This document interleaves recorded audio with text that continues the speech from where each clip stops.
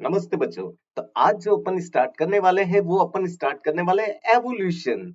Evolution काफी simple है। अगर आप इसको स्टोरी के वे में पढ़ेंगे तो आपको हर एक एनसीईआरटी की लाइन अच्छे से समझ में आएगी। तो अपनी एनसीईआरटी ओपन कर लो और स्टार्ट हो जाओ अपने चैप्टर एवोल्यूशन के लिए। तो देखो पहली लाइन एनसीईआरटी की क्या बोलती है, अपन समझते हैं इसके अंदर। जैसे कि evolutionary biology is the study of history of life form on the earth. अब ये तो अपने को पढ़ना ही है। किसकी स्टडी कर रहे हैं? History of life form. History का मतलब समझा? पहले अपन ड्रायोपिथिकस थे, फिर रामापिथिकस बने, ऑस्ट्रेलियोपिथिकस बने, होमो हैबिलिस बने, होमो इरेक्टस बने, क्रो-मैग्नन बने, होमो सेपियंस बने। तो सभी की अपने कैरेक्टर्स है, सभी की अपनी एक हिस्ट्री है। उन सारी चीजों को स्टडी करेंगे अपन इस एवोल्यूशनरी बायोलॉजी के अंदर। Clear? So what exactly is evolution? To understand the changes in flora and fauna. क्या क्या चेंजेस आए? जैसे कि अपने प्लांट से फ्लोरा आपका प्लांट्स हो गया, फोना आपका एनिमल्स हो गया। ये अपने को थोड़ा सा पता होना चाहिए। फ्लोरा का मतलब क्या हुआ? फ्लोरा का मतलब प्लांट्स हुआ, पेड़ पौधे पादप। फोना का मतलब आपके जीव। कौन से जीव? एनिमल्स। तो इनके बारे में बेटा अपन स्टडी करेंगे। इनमें क्या चेंजेस हुए, to understand the changes in flora and fauna that have occurred millions of years on the earth। ये सारी चीजें अपन इसमें पढ़ेंगे। आई कुछ बात समझ में? we must have an understanding of the context of origin of life। अपने को ये तो पता होना ही चाहिए ना कि लाइफ किस तरीके से ओरिजिनेट हुई है। That is evolution of earth. सबसे पहले अर्थ बनी होगी, पहले तो यूनिवर्स बना होगा, फिर कुछ स्टार्स बने होंगे, अर्थ बनी होगी। ये सारी चीजें अपन में इस चैप्टर में पढ़ने वाले हैं। तो स्टार्स के बारे में and Indeed of the universe itself. ये सारी चीजें बेटा अपन बेसिक से पढ़ेंगे इसमें। काफी इंटरेस्टिंग चीजें। देखो अर्थ कैसे बनी, स्टार्स कैसे बने, यूनिवर्स कैसे बना, ये सारी चीजें अपने को आनी चाहिए। What follow is the longest of all the construed and conjectured stories. एक तो आपने कोई फिलोसॉफी बना ली, कंस्ट्रूड कर ली, या फिर आपने अनुमान लगा लिया कि इस तरीके से ये चीज हुई होगी। नहीं होता है अपन कितनी बार अनुमान लगाते हैं कि ऐसा कुछ हुआ होगा, कि आज शाम को मौसम कैसा होगा, कल सवेरे कैसा होगा। और कितनी बार वो अनुमान क्या होते हैं? राइट होते हैं। तो यही सारी चीजें हैं जो अपन इसमें पढ़ेंगे। So this is the story of origin of life and evolution of life form. तो यहाँ पर अपन को पढ़नी है। और biodiversity on the planet. Biodiversity कैसे हुई है? शुरू में एक चीज तो आई नहीं होगी, बैक्टीरिया से स्टार्ट हुआ होगा। उसके बाद किस तरीके से बायोडाइवर्सिटी हुई इस प्लेनेट पे, अर्थ पर, ये सारी चीजें अपन पढ़ेंगे। So planet earth in context of evolution of earth and against the background of evolution of universe itself. किस तरीके से यूनिवर्स बना, किस तरीके से अर्थ बनी, किस तरीके से first form of life I, कैसे बायोडाइवर्सिटीज हुई, ये सारी स्टोरीज अपन इसमें पढ़ने वाले हैं। Mainly upon origin of life के बारे में देखेंगे। जीवन कैसे बना? मुर्गी पहले आई या अंडा? ये क्वेश्चन बनता है ना। तो अपने को इसको समझता है ना, तो मुर्गी पहले आई ना अंडा आया। तो क्या पहले आया, वही तो हमको समझना है इसमें। तो देखिए, ओरिजिन ऑफ लाइफ के लिए डिफरेंट डिफरेंट थियरीज दी, डिफरेंट डिफरेंट साइंटिस्ट है, बरसों से वर्क किए जा रहे हैं, ताकि वो अपना कॉन्सेप्ट पब्लिक के बीच में पुट अप कर सके। तो यहाँ देखिए, when we look at the stars on the clear night. ये तो बेटा अपन काम करते ही है, रात में जाकर देखते ही हैं। कोई कहता है देखो दादाजी है, कोई कहता है नाना जी है। कॉमर्स बैकग्राउंड वाले इसी टाइप के वर्ड यूज करते हैं। साइंस वाले तो स्टार को स्टार ही मानेंगे। So when we look at the star on the clear night sky, we are in a way looking back in a time. मतलब हम पास देख रहे हैं। आप एक सिंपल सी चीज है, इस पेन पर लाइट जब रिफ्लेक्ट होकर आएगी तभी अपने को दिखेगी। तो जब ये लाइट रिफ्लेक्ट होकर स्टार्स तक जा रही है तो लाखों साल लग जा रहे हैं। यानी कि कब चमका होगा और कब हमें दिखेगा? After millions year. आप सोचिए, कोई तारा जो टूटा है वो मिलियन साल पहले टूटा है और अब हमें दिख रहा है। यानी कि एक जनरेशन नहीं, लाखों जनरेशन के बाद में वो तारा हमको देखने को मिला। हम लोगों की एवरेज लाइफ स्पैन कितनी की होगी? समझ रहे हैं कुछ चीजों को? लेकिन इस डिस्टेंस को भी मेजर किया जाता है। Stellar distance are the measured in light year. ये लाइन बेटा मैं यहाँ अंडरलाइन कर रहा हूं, आपको पता होनी चाहिए। What we see today is an object whose emitted light started its journey millions of year back, अभी बताया मैंने, and from trillions of kilometer, millions of kilometre और ट्रिलियंस ऑफ ईयर बैक दे दे तो बेटा वो चीज रॉन्ग हो जाएगी, लाइन को ध्यान से पढ़ना। Millions of year back and trillions of kilometre away which is reaching our eyes now. ये बात आई समझ में? एक सिंपल सी चीज है बेटा, अगर महाभारत के युद्ध की बात करें तो 10,000 साल पहले की चीज है। अगर आप लाइट की स्पीड से तेज 10,000 साल पहले ऊपर यूनिवर्स की तरफ पहुंच जाए तो आप वहां पर कृष्ण देख सकते हैं, अर्जुन देख सकते हैं, भीम भी देख सकते हैं, क्योंकि अभी लाइट वो रिफ्लेक्ट होकर स्टार्स तक गई नहीं है, उसको जाने में मिलियंस ऑफ ईयर्स लगेंगे। तो ऐसी साइंस, ऐसी टेक्नोलॉजी अगर डेवलप हो जाए तो कई बात, लेकिन it's very tough. However, when we see object in our immediate surrounding, we see them instantly and hence in present time. पास की चीजें बेटा रिफ्लेक्ट होकर जल्दी से आ जाती है, तो प्रेजेंट टाइम में देखोगे पास की चीजों को। तो ये थोड़ी है कि अभी मैं तुम्हें पढ़ाने बैठा तो मेरे को बुक्स लाखों साल बाद नजर आ रही, कोई ऐसा बच्चा तो नहीं है जो साल 2 साल बाद उस बुक का रिफ्लेक्शन देख रहा है। ऐसे मत बनो बेटा, अभी का अभी रिफ्लेक्शन देखो तभी सिलेक्शन होगा, सिंपल सी बात है। So therefore when we see stars we are rapidly are peeping into the past. तो ये बात बेटा आप लोगों को समझ में आ जानी चाहिए। तो सिंपल सिंपल सी बातें देखिए, थ्योरीज क्या क्या इसमें दी है वो भी अपने को समझना है इसमें। The origin of life is considered a unique event in the history of universe. अगर बेटा लाइफ ही नहीं होती तो हम यूनिवर्स के बारे में क्यों पढ़ते? तो एक यूनिक इवेंट ही है ये। यूनिवर्स इज वास्ट, बहुत बड़ा है। Relatively speaking the earth itself is a small speck, एक छोटा सा बिंदु।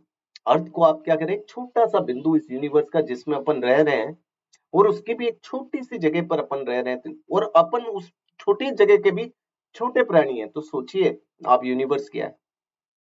Universe is very old, almost 13.8 billion years अगो। पहले एनसीईआरटी ने 20 बिलियन दिया था।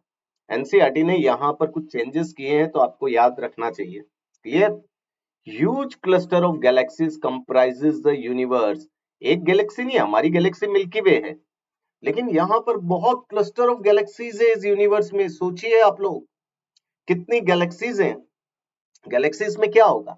गैलेक्सीज में स्टार्स होंगे, cloud of gas and dust है। Considering the size of universe, earth is indeed a speck, एक छोटा सा बिंदु है। The big bang theory Abel Lemaitre ने दी थी 1931 में। Attempt to explain to us the origin of universe.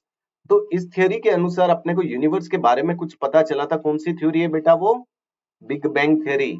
उसने बताया था सब एक पिन होल साइज में थे, एक ब्लास्ट हुआ और सारी गैसेस इधर उधर बिखर गई, फिर उन वो धीरे धीरे ठंडी होने लगी, कंडेंस्ड होने लगी, तो प्लैनेट्स बनने लगे, गैलेक्सीज बनने लगी। इस तरीके की बातें की जाती है। क्लियर? बिग बैंग थ्योरी ने बताया था। So it talk of a singular huge explosion unimaginable in physical term. Imaginable तो होगा ही नहीं ना, अनइमेजेबल ही हुआ ये। The universe expanded hence the temperature come down. फिर धीरे धीरे धीरे धीरे क्या हुआ, ये गैसेस इधर उधर बिखर गई। बिखरने के बाद क्या हुआ कि टेम्परेचर कम होने लगा। तो यहाँ पर जो गैसेस बनी सबसे पहले वो हाइड्रोजन एंड हीलियम बनी, जिससे आपका यूनिवर्स कंप्राइजेस होता है। ये बात बेटा आपको समझ में आई कि नहीं, ये भी पूछा जा सकता है। तो सबसे पहले क्या बनी? Hydrogen and helium. तो ये बातें बेटा आपको आ रही है समझ में? इसके आगे देखिए, गैसेस कंडेंस्ड होना चालू हो गए अंडर ग्रेविटेशन। तो और इन्होंने क्या किया? गैलेक्सीज को फॉर्म किया of the present day universe. In the solar system of milky way Galaxy, हम कहाँ रह रहे हैं? हम मिल्की वे गैलेक्सी में रहते हैं, नाम हमारा ही दिया हुआ है बेटा। अर्थ was supposed to have been formed about 4.5 billion year back. ये बात अपने को पता होनी चाहिए। पृथ्वी कब बनी है? 4.5 बिलियन, मिलियन नहीं। लाइफ आपकी मिलियन में आती है। पृथ्वी जो बनी है आपकी, अर्थ जो फॉर्म हुई है वो 4.5 बिलियन ईयर्स बैक हुई है, और उस समय कोई एटमॉस्फेयर था ही नहीं। No atmosphere on early earth, ये बात आप याद रखना। कौन कौन सी गैसेस देखने को मिली? वाटर वेपर है, मीथेन है, carbon dioxide and ammonia release from the molten mass and covered the surface. उस समय क्या है कि छोटे छोटे ज्वालामुखी होंगे, उनमें से गैसेस निकल रही होगी और उसने पूरे एनवायरमेंट को कवर्ड कर दिया। और वो क्या क्या थे? वाटर वेपर थे, मीथेन थी, कार्बन डाइऑक्साइड थे और अमोनिया थे। मेनली क्या हुआ आप समझिए, आपके पास में वाटर था, पानी तो स्टार्टिंग में होगा नहीं, स्टीम के फॉर्म में था, इससे यूवी रेडिएशन टकरा रही है और ये ब्रेक हो जा रहा है हाइड्रोजन प्लस ऑक्सीजन में। ये लाइटर थी तो ये तो एस्केप हो गई, और ऑक्सीजन जाकर कंबाइंड हो गई आपके अमोनिया से और मीथेन से, और इसने जाकर क्या बना दिया है, कार्बन डाइऑक्साइड बना दिया, वाटर वेपर्स बना दिए और कुछ अदर थिंग यहाँ पर बनने लगी। इस तरीके से बेटा ये रिएक्शंस हुई है यहाँ पर। क्लियर? यहाँ से आपके CO2 बन गया, यहीं से आपके वाटर वेपर बन गए, वाटर तो था नहीं, वेपर फॉर्म में ही था। So there was no atmosphere on the earlier. Water vapor, methane, carbon dioxide, ammonia released from the molten mass. The UV rays from the sun break down water into hydrogen and oxygen.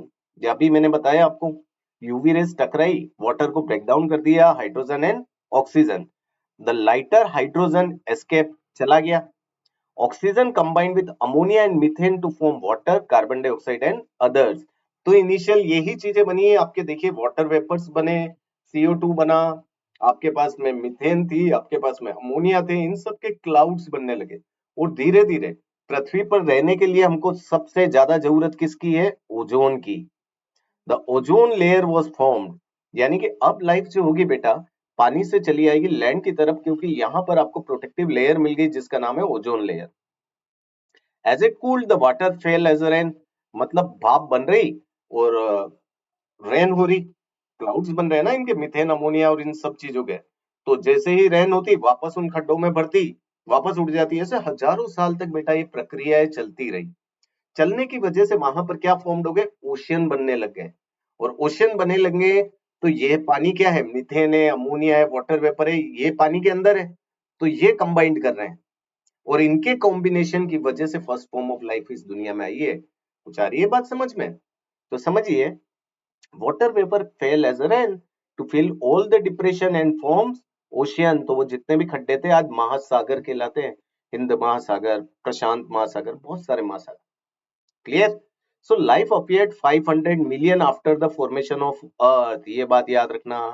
NCERT दो जगह बताती है, पहली तो कहती है first non cellular form बन रही 3 मिलियन, और बाकी ये कह रही है कि 500 million.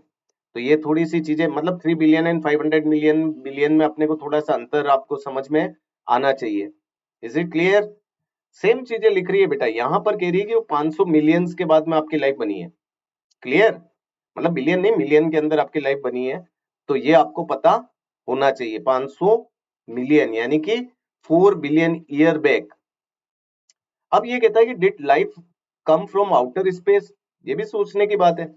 Some scientist believe that it came from outside, बाहर से आई है बेटा, बाहर से किसी और प्लेनेट पर लाइफ थी और वहां से आ गई। ऐसे लोग कौन थे, ग्रीक थिंकर। लेकिन क्या ये बता पा रहे हैं कि वहां पर लाइफ कैसे आई है? तो ओरिजिन ऑफ लाइफ तो बेटा ये भी नहीं समझा पाए। अर्ली ग्रीक थिंकर्स थे thought unit of life called spores were transferred to different planet including the earth। इस थ्योरी को पैनस्पर्मिया थ्योरी कहा गया। मतलब समवेयर इन आपके यूनिवर्स में कहीं और पर आपके लाइफ थी, वहां से स्पोर्स के रूप में या सीड्स के रूप में या स्पर्म्स के रूप में पृथ्वी पर आ गई। लेकिन क्या ये बता पा रही है कि ओरिजिन ऑफ लाइफ कहाँ है, वहां कैसे बनी, ये तो नहीं बता पा रही, और आना भी बड़ा मुश्किल है। Still a favourite idea for some astronomers. For a long time, it was believed that life came out of decaying and rotting matters like straw, mud, etc. एक सिंपल सी चीज है बेटा, अभी आप अपने कमरे के अंदर शक्कर बिखेर दो तो देखो चींटी आ जाएगी, करना मत, मम्मा धो डालेगी आपको। क्लियर? लेकिन आ जाएगी चींटी है। तो ये कह रहा है कि नॉन लिविंग थिंग से लाइफ आ रही है, कोई डिकेइंग है, कोई रोटिंग मैटर से वैसे आ रही है। This was theory of spontaneous generation. तो कुछ साइंटिस्ट ने ये भी दी और काफी लंबे समय तक इसको भी मानते रहे। लेकिन फिर एक विद्वान आदमी आए जिनका नाम था लुइस पाश्चर, वैक्सीन वगैरह भी बनाई है, पाश्चर का बहुत बड़ा योगदान है। तो इसने एक्सपेरिमेंटली डेमोन्स्ट्रेट किया life comes only from pre existing life. Life I कैसे वो तो नहीं बता पाया, लेकिन ये बता पाया कि इसने प्री एग्जिस्टिंग लाइफ से ही आपकी लाइफ आती है। इसने स्वान ने एक एक्सपेरिमेंट किया था इस तरीके का, इसने एक फ्लास्क लिया और ये उसने यहां पर इस तरीके से यीस्ट को भर दिया इसके अंदर। अब देखिए जहां तक ये मुड़ा हुआ है तो बैक्टीरिया यहीं तक आए, जैसे इसने फ्लास्क को काटा तो अंदर बैक्टीरिया होने लग गए। यानी कि अपने आपने कोई एयर टाइट कंटेनर लिया है तो उसके अंदर कोई लाइफ आ ही नहीं सकती है ना, कोई बैक्टीरिया होंगे ही नहीं। आप भी तो सामान कैसे रखते हैं घर में, एयर टाइट कंटेनर में ही रखते हैं ताकि खराब ना हो, उसके अंदर तो लाइफ नहीं आ रही है। तो ये कह रहा है कि लाइफ आएगी जरूर लेकिन प्री एग्जिस्टिंग लाइफ से आएगी। प्री एग्जिस्टिंग लाइफ कैसे आई इसको भी नहीं पता। सो ही showed that in pre-sterilized flask life did not come from killed yeast, while in another flask open to air, new organism arose from the killed yeast। तो अगर आप इसको खुला रख रहे हैं बेटा, इस स्वान नेक वाले को, तो आपको लाइफ देखने को मिल रही है, क्लियर। और अगर आप इसको पैक रख रहे हैं तो आपको लाइफ देखने को नहीं मिल रही है। तो इसका कंक्लूजन क्या हुआ, कोई आपकी नॉन लिविंग थिंग से लाइफ थोड़ी आ रही है, लिविंग थिंग से ही आएगी। Life come from pre existing life. Spontaneous generation theory was dismissed once and for all. तो ये तो इसने पाश्चर ने कर दिया, उनकी बैंड बजा दी पुराने जितने भी थे स्पॉन्टेनियस जनरेशन वालों को। तो कोई पूछ ले किसने स्पॉन्टेनियस जनरेशन थ्योरी को एक तरीके से क्रिटिसाइज किया है, तो वो है आपका Louis Pasteur. However, this didn't answer how the first life came on Earth। ये तो बेटा यहाँ से पता नहीं चल रहा है कि पहली लाइफ कहाँ से आई। तो स्टोरी काफी इंटरेस्टिंग है, लाइफ कैसे आई तो वो अपने को पढ़ना पड़ेगा। महान scientist Oparin of Russia and Haldane of England दोनों ही काम कर रहे थे, और इन्होंने बताया that the first form of life could have been come from pre existing non living organic molecules. जो मैंने बताया ना, मीथेन था, अमोनिया था, वाटर वेपर था, समुद्र के अंदर इनकी रिएक्शंस चलती रही, तो वहां पर कुछ ऑर्गेनिक मॉलिक्यूल्स बने, लाइक आरएनए बना, प्रोटीन बना, और इनकी वजह से फॉर्मेशन ऑफ लाइफ हुई which was preceded by chemical evolution. इस थ्योरी का नाम भी केमिकल एवोल्यूशन दिया है। पहले क्या था, इनऑर्गेनिक थे आपके पास, formation of diverse organic molecules from inorganic. और फिर क्या हुआ, उन ऑर्गेनिक से आपके सेल लाइक स्ट्रक्चर बनने लगे। पहला सेल जो बना वो कीमो हेट्रोट्रोप बने। फर्स्ट क्या बना, कीमो हेटेरोट्रोप। अब इनमें बेटा कंपटीशन चला होगा, तो ऑटोट्रोप आए होंगे। ऑटोट्रोप आए तो पहले आपके वो केमिकल वाले आ गए,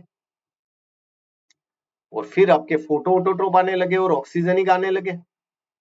और फोटो ऑटोट्रोप आएंगे तो ऑक्सीजन बनेगी, ऑक्सीजन एनवायरमेंट में जाएगी तो ओजोन बनाएगी, तो ओजोन बनेगा तो आपकी तो प्रोटेक्शन कवरिंग होगी ना, फिर तो टेरेस्ट्रियल लाइफ पॉसिबल थी। इस तरीके से लाइफ का स्टार्ट हुआ। तो सबसे पहले ऑर्गेनिक मॉलिक्यूल मतलब प्रोटीन आया ना, अंडा आया ना, मुर्गी आई, पहले प्रोटीन आया है, आरएनए आया है, clear. The condition on earth was high temperature था उस समय, वॉल्केनिक स्टॉर्म्स आ रहे थे। ये सब बेटा स्टॉर्म्स वगैरह से आपको एनर्जी मिल रही है, वरना रिएक्शन कैसे होगी। रिड्यूसिंग एटमॉस्फेयर था, ऑक्सीजन नहीं थी बेटा स्टार्टिंग में, एटमॉस्फेयर कैसा था, रिड्यूसिंग था। सोचो अगर ऑक्सीडाइज्ड होता तो क्या होता। आप देखिए यहाँ पर सिंपल से कॉम्प्लेक्स ऑर्गेनिक मॉलिक्यूल्स बन रहे हैं, अगर ऑक्सीडाइज्ड होता तो कॉम्प्लेक्स से सिंपल बन जाते हैं, ऑक्सीडेशन हो जाता ना तो लाइफ कैसे बनती। सो कंटेनिंग अमोनिया, मीथेन एक्सेट्रा।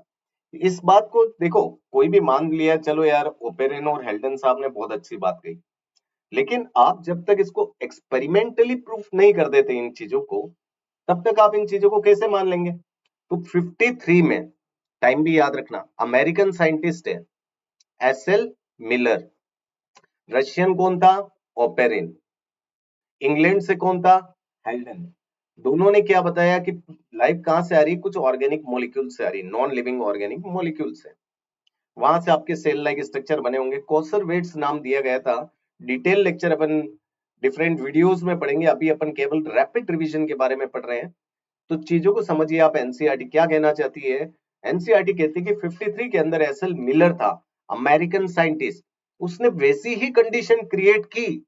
कैसी कंडीशन, जैसी ओपेरिन एंड हेल्डन बोल रहे थे, लेकिन कहां क्रिएट की है, लैब के अंदर।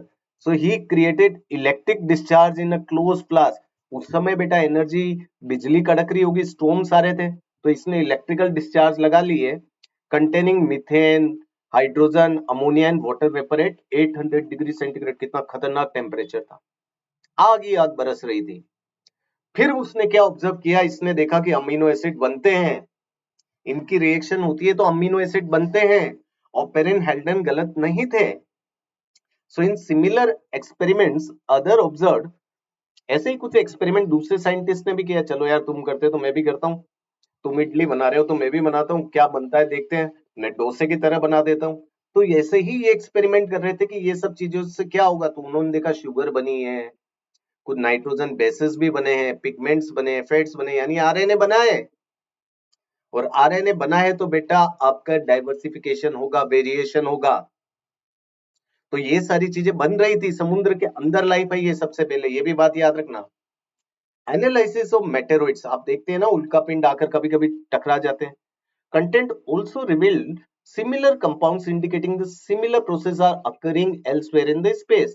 जब आप उनके बारे में स्टडी करते हो तो यही मीथेन अमोनिया आपको देखने को मिल रहे हैं उनके अंदर, यानी कि ये रिएक्शन कहीं ना कहीं स्पेस में अभी भी चल रही है, और कहीं और पृथ्वी भी बन रही होगी, ना जाने कितनी पृथ्वी होगी, हम तो अपनी पृथ्वी को जानते हैं केवल। Clear? So with the limited evidence, the first part of conjugate story, that is chemical evolution, was more or less accepted। ये बात याद रखना, एक्सेप्ट की गई है और काफी एक्सेप्ट की गई है इस चीज को, केमिकल इवोल्यूशन को। Is it clear? तो आप इस लाइन को याद रखिएगा। इसके आगे अपन आ जाते हैं। We have no idea about how the first self replicating metabolic capsules of life arise. जब तक रेप्लिकेशन नहीं है बेटा तब तक तो आप कुछ कह ही नहीं सकते ना, एक लाइफ आ जाए तो उसके बाद दूसरी कहां से आएगी, प्रोजेनी कहां से आएगी। So the first non cellular form of life could have originated 3 billion years back, यानी कि आपके 3 बिलियन, और वहां बता रहा है बेटा 500 मिलियन के बाद में, यानी 4 बिलियन में पहली लाइफ आई है। और first cellular form of life non cellular कब बता रहा है, 3 बिलियन। कुछ कुछ एनसीईआरटी कंफ्यूज रखती है, लेकिन आपको एज इट इज लाइनें याद रख लेनी है। They have been enzymed molecules like RNA, protein, polysaccharides, ये सारे बने होंगे। And this capsules reproduce their molecules perhaps. तो first cellular form of life did not possibly originated till 2 billion years ago. यानी कि कहता है कि cellular form of life 2 billion year के आसपास ही रही है। क्लियर? इस समय ये first cellular form of life है, और वो कौन सी होगी, सिंगल सेल ही होगी। All life forms were in water environment only. तो पहले लाइफ कहाँ हुई है, पानी, आज ब्लू है पानी, पानी वाली चीज है बेटा। This version of biogenesis, that is the first form of life, arose slowly through evolutionary process from non living molecule, is accepted by majority. तो बहुत जनों ने इस चीज को देख, लाइफ बनी तो बेटा नॉन लिविंग से ही है ना, ये जो रिएक्शंस वगैरह हुई है, ये मीथेन अमोनिया ये सब क्या थे, नॉन लिविंग ही थे, इन्हीं से प्रोटीन फॉर्म हुआ। However, once formed, how the first cellular form of life could have evolved into the complex biodiversity of today is the fascinating stories we will discuss below। the कहानी है बेटा कि एक single से कैसे सारी चीजें बनती गई, क्या क्या उसके एविडेंसेस है, क्या क्या उस पर थियरीज है, वो सारा अपन इस चैप्टर में पढ़ने वाले हैं। तो बेटा अपनी एनसीईआरटी को खुली रखो और चीजों को एक एक लाइन को अच्छे से समझते जाओ। ये डायग्राम बेटा आपको आना चाहिए। यहाँ देखिए इस मिलर महाशय ने इलेक्ट्रोड्स लगाए हैं, स्पार्क आ रहा है, वाटर आउट जा रहा है, गर्म पानी और ठंडा पानी अंदर आ रहा है, वाटर ड्रॉपलेट आपको देखने को मिल रहे हैं। फिर आप यहाँ से स्टेप को जब खोलेंगे तो यहाँ से आपको प्रोटीन्स देखने को मिल रहे हैं, ये वैक्यूम क्रिएट किया है इसने। तो सारी वही चीजें बनाई है। गैसेस भी देख लीजिए, अमोनिया है, मिथेन है, वाटर है, हाइड्रोजन है, वही सारी चीजें जो आपके ओपेरिन और हेल्डन साहब बता रहे थे। तो मिलर साहब ने इसको एक्सपेरिमेंटली कर लिया। इस डायग्राम को अच्छे से आना चाहिए, सिंपल सा डायग्राम है, और इसमें प्रोटीन लिख लेते हैं नल खोलने से। क्लियर? आप भी टंकी में इस तरीके से प्रोटीन बना सकते हो, अपना वे प्रोटीन बनाओ, नल खोलो, वे प्रोटीन मिला, ताकत आई। ऐसा करना मत, पहले उसकी प्योरिटी चेक होती है। तो आगे समझते हैं इवोल्यूशन ऑफ लाइफ की। कन्वेंशनल रिलीजियस, देखिए विद्वान विद्वान लोग हुए इस दुनिया में, they tells us the theory of special creation. Special creation की थ्योरी ये थी कि भगवान यहाँ पर 7 दिन के लिए आए थे, 6 दिन काम किया, संडे की छुट्टी मनाई, 7वें दिन चले गए, इसलिए हम संडे मनाते हैं। क्लियर? पहले पृथ्वी बना गए, फिर प्लांट्स बना गए, एनिमल्स बना गए, ह्यूमंस बना गए, इस तरीके से ये सारी चीजें चलती रही। तो इसके थ्योरी के 3 कॉनोटेशन है जो आपको समझने हैं। ये कहते हैं, फादर सुरेश नाम के वो थे फादर, उन्होंने ये दी थी, that all living organism that we see today were created as such. मतलब मैं जैसा ह्यूमन हूं वैसा ही हूं, मैं बंदर जैसा नहीं था, मैं कोई ऑस्ट्रेलियोपिथिकस नहीं था। सेकंड थी, diversity was always the same since creation. कोई चेंजेस नहीं आए, ऐसे ही ह्यूमन पैदा हुए हैं और ऐसे ही हैं, एडम एंड ईव की तरह। And will be the same in the future also, future में भी ऐसे ही रहेंगे। और तीसरा बता रहा, earth is about 4000 million years old. अब देख बेटा, यहीं पर चीज खत्म हो जाती है जब आप 4000 ईयर की अर्थ को कह रहे हो और आप पैलेंटोलॉजी करके जब इसको चेक कर रहे हैं तो आपको लग रहा है बिलियंस ईयर। तो ये थ्योरी एक तरीके से कुछ वो इतना बता नहीं पाई, लेकिन मान्यता है। All these ideas was strongly challenged during the 19th century, जब पढ़े लिखे लोग आए, based on observation made during a sea voyage in a sail ship called HMS Beagle। Darwin तो आवारा था, उसको एक शिप दे रखी थी HMS बीगल, उसमें ये घूमता रहता था। घूमते घूमते किसी आइलैंड पे चला गया, कुछ चिड़ियाओं के बारे में स्टडी की, बहुत सारे उसने कंक्लूजन्स निकाले। तो डार्विन का कंक्लूजन ये था that existing life form share similarities to the varying degree, not only among themselves but also the life form that existed millions of years। मतलब इसने साफ बात को नकार दिया, आप कह रहे हो लाइफ एज इट इज है, जैसा ह्यूमन पहले बना वैसा ही अभी है। डार्विन कह रहा है ऐसा है ही नहीं, बहुत सारे चेंजेस है, जो पुराने मिलियंस ऑफ ईयर पहले की लाइफ और अभी के लाइफ फॉर्म में बहुत डिफरेंट है। और अभी भी many such life form do not exist any more. Dinosaur दिखे क्या? अब नहीं दिख रहे। So there had been extension of different life forms in a year gone by just a few new form of life arose at different periods of history of earth। जैसे कि आप सिनेजोइक Mesozoic eras देखेंगे तो दोनों में आपको changes देखने को मिलेंगे ना। Holocene, Pleistocene, Pliocene, Miocene, Oligocene, Eocene, Cretaceous, Jurassic, Triassic, बहुत सारे इसमें पीरियड्स हैं, एपोक हैं। बेटा मैं ये जो नाम ले रहा हूँ ना कि सर आप तो ये इजीली बता रहे हैं, हमें कैसे याद होगा, तो उसकी भी ट्रिक मैं तुम्हें इस चैप्टर में सिखाऊंगा, जहां पर आपको ये सारी चीजें याद होने लग जाएगी। लेकिन हाँ, इवोल्यूशन एकदम से नहीं हुआ। There has been the gradual evolution of life form, धीरे धीरे इवोल्यूशन हुआ है, डार्विन ने ये बताया है। Clear? Any population build in variation in characteristics, मतलब कुछ चमत्कार नहीं होता। सपोज 3 तरीके के बैक्टीरिया है, ए बैक्टीरिया, बी बैक्टीरिया और सी बैक्टीरिया, और आपने इसके अंदर एंटीबायोटिक डाल दी और बी बैक्टीरिया सरवाइव कर गया, ए और सी सरवाइव नहीं की, तो बी बैक्टीरिया अपनी प्रोजेनी बनाएगा, न्यू फॉर्म बनाएगा। तो ये वेरिएशन इसके अंदर पहले से था बेटा, इसका जिन कि एंटीबायोटिक से लड़ सके, लेकिन एक्सप्रेस कब किया? जब टाइम आया। आप सभी में दिमाग होता है, लेकिन आप पढ़ना कब चालू करते हैं? जब एग्जाम आ रहे होते हैं। तो ये तो बिल्ड इन कैरेक्टरिस्टिक्स है, जिसके अंदर ये बिल्ड इन कैरेक्टरिस्टिक्स है वो तो सर्वाइव कर जाते हैं, वो जिसमें नहीं है वो नहीं कर पाएंगे। So those character which enable some to survive better in natural condition, like climate है, फूड है, फिजिकल फैक्टर, कुछ भी हो सकता है। ये तो मैंने एक एग्जांपल से बताया। Would outbreed other that are less endowed to survive under such natural condition। जो नहीं पढ़ेगा बेटा और जो पढ़ेगा, दोनों में डिफरेंस है ना। नहीं पढ़ने वाला तो सरवाइव नहीं कर पाएगा इस एग्जाम्स में, लेकिन पढ़ने वाला सरवाइव कर जाएगा। So another word use is fitness of the individual और पॉपुलेशन। तो इसमें बात की फिटनेस ऑफ इंडिविजुअल। फिटनेस का मतलब जो स्पीशीज न्यू स्पीशीज बनाने के लिए अपने आप बना सकती है, वही बेटा सरवाइव करेगी, नेचर उसी को सेलेक्ट करेगा। So the fitness according to the Darwin refers ultimately and only to reproductive fitness। इसका यही पता है, स्पीशीज की बात कर रहा हूं मैं, इंडिविजुअल की नहीं।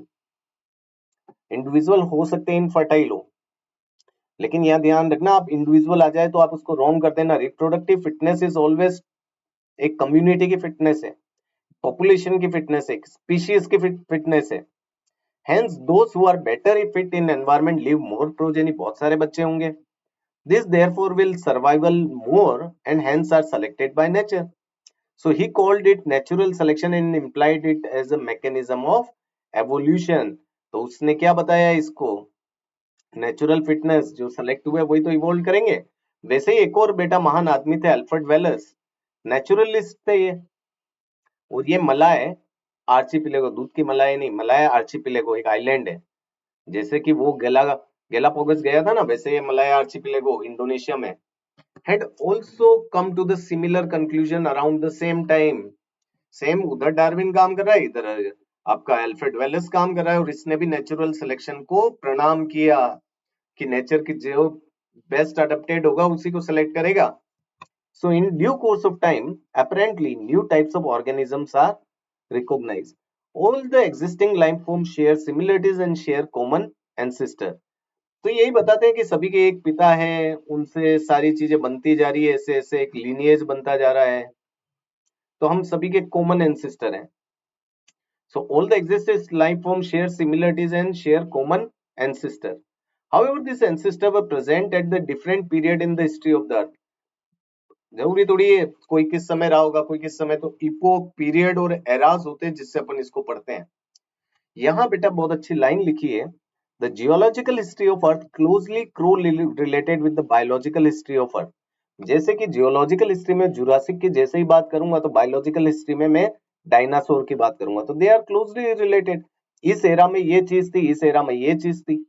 सो a common permissible conclusion is that, final conclusion क्या निकला इन सब बातों का, कि अर्थ इज वेरी ओल्ड, 4000 साल पुरानी नहीं है, not thousand of years as was thought earlier, but billions of year old. तो ये बेटा बेसिक बेसिक बातें हैं जो आप लोगों को आनी चाहिए। काफी इंटरेस्टिंग चैप्टर है। नेक्स्ट लेक्चर में अपन एविडेंसेस और थ्योरीज के बारे में चलेंगे। इसमें क्या क्या थ्योरीज एवोल्यूशन की दी गई है, तो अपन काफी अच्छे से इन चीजों को पढ़ेंगे। बस आप अपनी एनसीईआरटी खुली रखिए, अपना मार्कर पास में रखिए, और हर एक लाइनों को अच्छे से समझिए इस रैपिड रिवीजन के अंदर। यहाँ तक बेटा आप लोगों को शायद सारी चीजें आ रही होगी समझ में। तो थैंक यू, और फिर अपन इसके आगे कंटिन्यू करते हैं एविडेंसेस के साथ में। Bye bye.